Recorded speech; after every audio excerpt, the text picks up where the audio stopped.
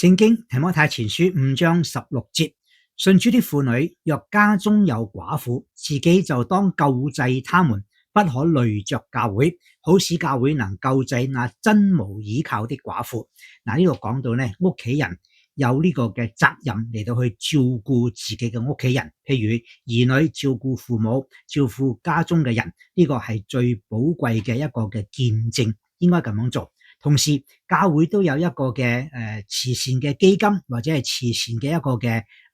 工作，就係幫助嗰啲真正有需要嘅人。教會未必可以幫助教會裏邊所有嘅窮人，但係可以有責任嚟到去有智慧嘅選擇去幫助。求主幫助我哋透過呢啲嘅資助，透過呢啲嘅幫助，能夠去幫到人，叫佢哋都能夠更有信心嘅相信耶穌基督。我係鄧英善牧師。